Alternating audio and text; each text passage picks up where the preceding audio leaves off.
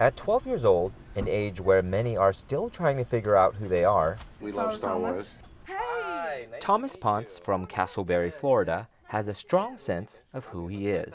We parade around, we take pictures, and we bring smiles to a whole bunch of people. Using some of his favorite toys and Jedi forces for good, Thomas found his passion when he was 4.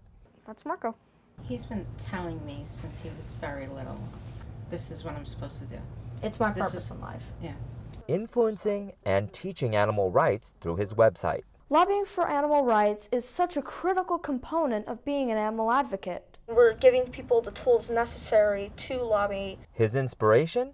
A chicken nugget. I told him chicken nuggets are made from chickens. As soon as I made that 2 and 2 connection, like chicken was killed to make a chicken nugget, I just decided I didn't want to contribute to that cruelty anymore. From that day forward, Thomas vowed to change his eating habits and fight for animal rights. But he wanted to make a bigger impact. What are you looking at, girlie? Was I reaching people and making them aware of the cruelty and suffering animals were going through every day on factory farms and entertainment and laboratories, etc.?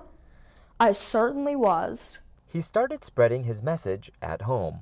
When he started showing me the videos of the animals that were being killed and how they were being killed, that really was the crossover for me. This 12-year-old is teaching me I can call a senator's office, write a letter, sign a petition, go out on the street with a bullhorn.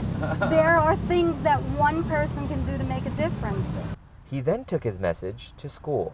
My wife and I were considering going to the circus when it was in town, and he said, "Oh, you can't do that because I go out," and he protests the circus, and he went on for 20 minutes about how you should never go to the circus because this is how they treat their animals.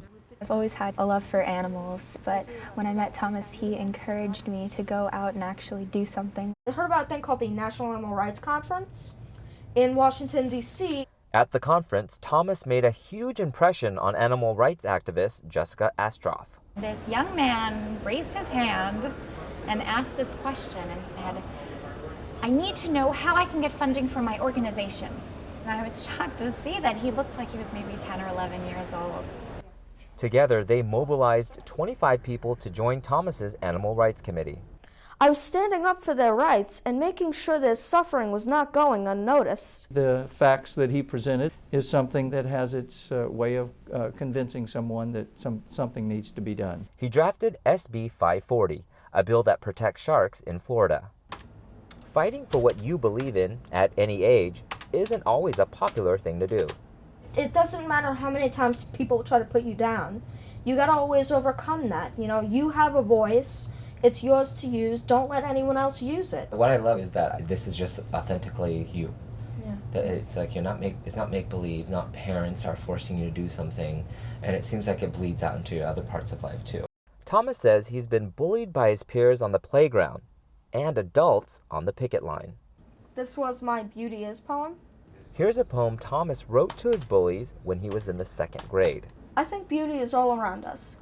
It's in the trees and the flowers and the animals that roam the earth. Beauty is standing up for what you believe in.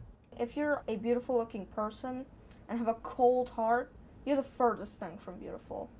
Beauty is doing what you can to help others. Anyone can be beautiful. Beauty is Thomas Ponce.